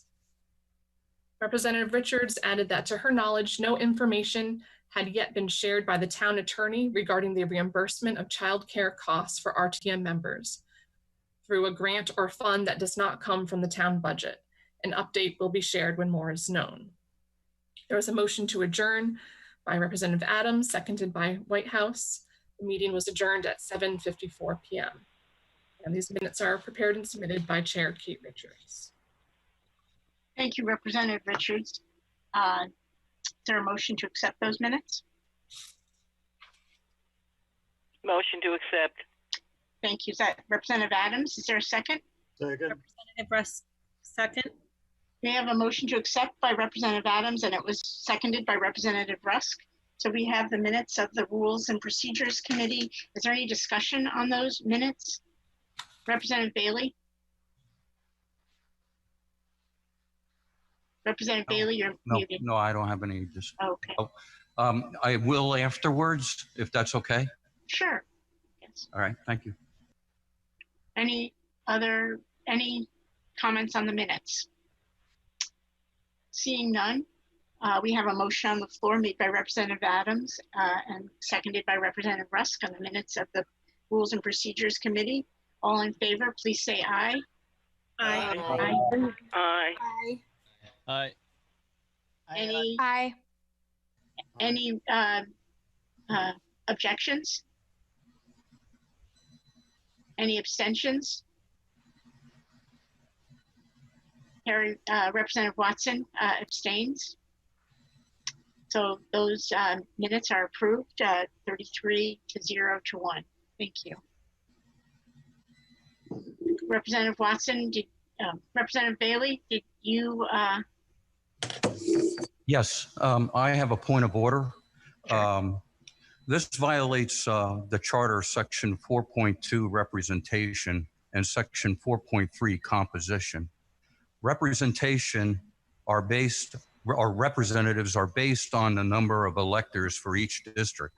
Adding a member will cause an imbalance of district representation in a debate process. Composition, which is 4.3, is limited to the RTM. The ex officio are only the town manager, town clerk, chairman of the Board of Education, superintendent of schools, the town attorney, and the members of the council. Thank you. I think that if you listen to the discussion, that we're not adding a member, we're adding a liaison position. So there's no change. They're not voting members. They are simply liaisons that are students. So it does not really pertain to those sections that you mentioned. Is there any other discussion? Or do we have a motion? Let me put it that way. There's no motions on the floor at this point. Representative Richards? Representative Richards? Thank you, Madam Moderator. I would like to make the motion to recommend the rule as revised, and if it would be helpful, I could try to share my screen if people would like to see the wording. I think that would be good. Thank you. So we have a motion to accept the rule as revised. Is there a second for that motion? Second. I think I heard Representative Cassieri second it. That's been made by Representative Richards. So we have a motion on the floor, and Representative Richards is going to try to share her screen so you can look at the language. Excuse me, could you promote me to another level to be able to get that option, please?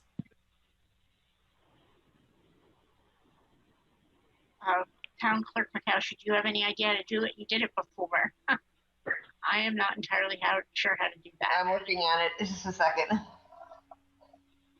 Share video. Is that what it's considered, video? Yep.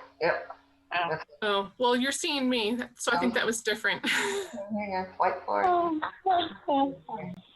Nice to see you, Representative Richards. You all as well. Let's see. Change role. Change to presenter.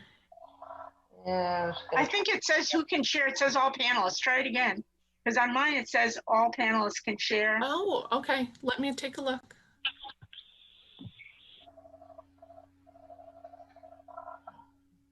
Is that working? Yes. Yes.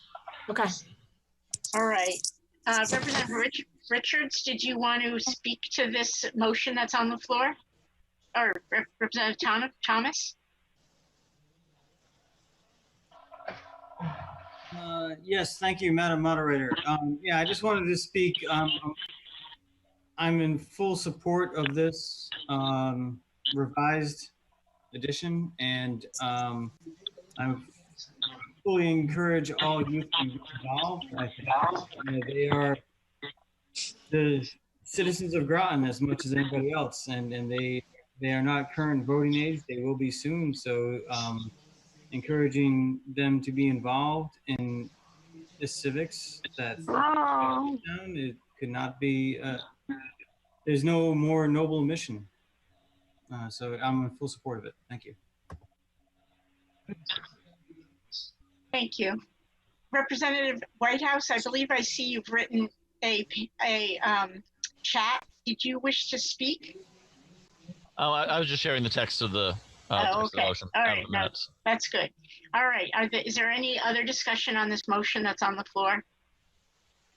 To add 4 new student liaisons? Does Representative Kataski have something? I thought I heard her say something. Sorry. No, nope. All set. Thank you.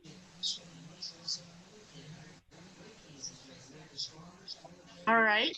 Seeing no discussion, no hands raised, I will call the vote on this motion. We did discuss it in great length last meeting, and it did go to 2 committee meetings. So we have this motion, Rule 9.2.1, student liaisons to the RTM, which adds 4 liaisons. It's been made by Representative Richards and seconded by Representative Cassieri. All in favor, please say aye. Aye. Aye. Aye. Aye. No. Aye. Aye. Any opposed? Bailey. It looks like Bailey and Merritt are opposed. Okay. Any abstentions? Watson, it looks like Watson is abstaining. Thank you. And Whitney.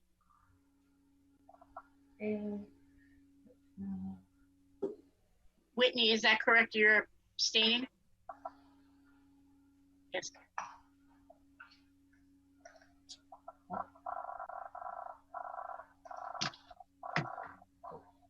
You want to ask him again? Whitney, are you abstaining? Looks like he is, because he. Yes, I am. Thank you. So that motion passes 30 in favor, 2 opposed, and 2 abstentions. And as I understand it, this isn't the cycle for this, but there was some desire by the committee to see if we could get a new member on for the coming fall. Is that correct?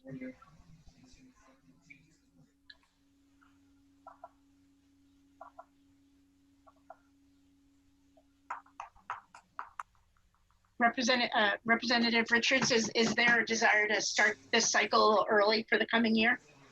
Out of Yes, cycle? so it would be actually kind of starting late, sorry. Late.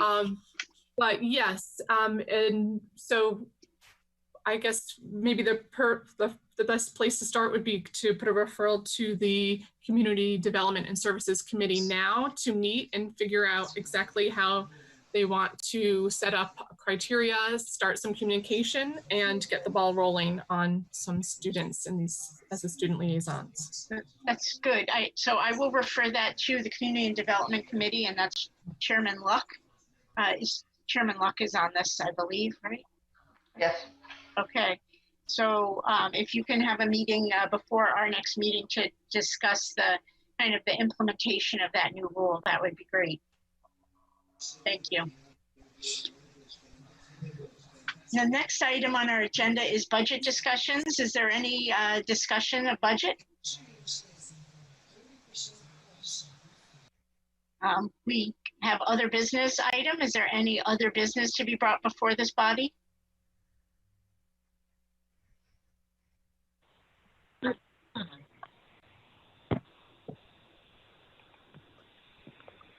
No, seeing none. Is there, Representative Adams, did you want to speak?